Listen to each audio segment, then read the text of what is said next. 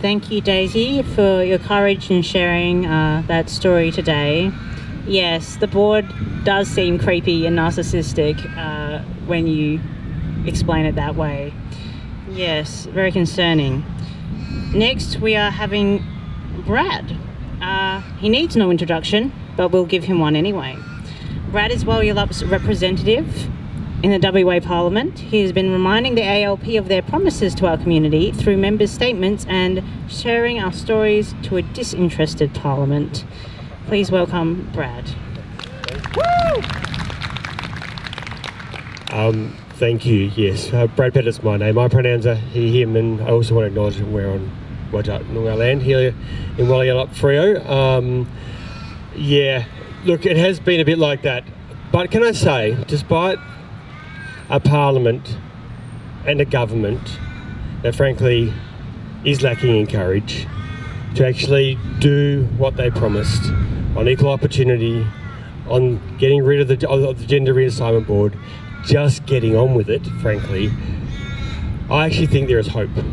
And there is hope because when I do stand up in the Parliament, and this week, and I want to thank Alex and the crew and those brave people who gave me their stories, like the stories we heard today, where we read those in the Parliament, and even though on the surface the government pretends they're disinterested, the Labor members pretend not to be paying attention, privately, and this is where I think there's hope, I've had several of them come to me just this week and say, thank you, that was powerful, that helps us push.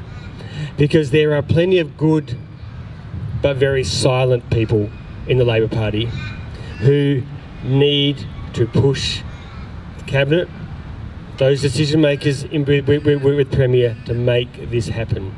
And we need to give them the courage to push harder. Because frankly, and I think it's been right to call this out today, the Labor government, and by this I mean primarily the Cabinet, the ministers, do lack courage. They are more interested in pretending to look like they're doing something, writing another strategy, again, as Alex said, a good thing, but no replacement for the real work of the Parliament, which is passing the legislation to actually fix these issues. So often, so much of what I feel like what the Labor Party does, I can't help but think of as being performative. I mean, when you want to look like you're doing something when really you're not doing that much. And that's our job, is to call that out and make sure they can't get away with that.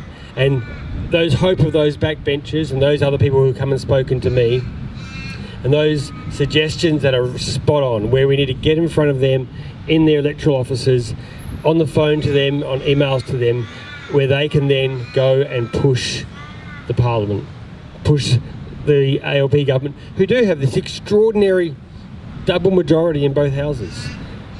A double majority that's coming to an end in a year. Let's use it. Let's use it to make the kind of changes that we know are right, and frankly, they also know are right, but they just don't have the courage to back in. So, whilst this is a bleak time, when we kind of feel like, once again, these important issues are getting kicked down the road, potentially to the other side of an election, there is a small opportunity. If we can make these voices heard, these stories heard more and more, then I actually do think there is an opportunity that we could potentially see some action this side of the election, because that's when it should happen. And if it doesn't, frankly, we should be shouting very loud what a complete failure,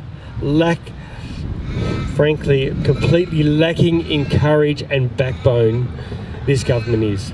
Not even able to do the most basic things around human rights, around equal opportunity, around getting rid of what they promised more than 6 or 7 years ago.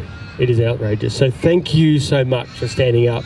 You are the people who are going to make this change happen. We are going to do it. I'm going to read more of these stories into Parliament. I'm going to make sure that my ALP colleagues know very loud and very clear that they need to stand up and act this year, because that's when it's got to happen. Thank you so much.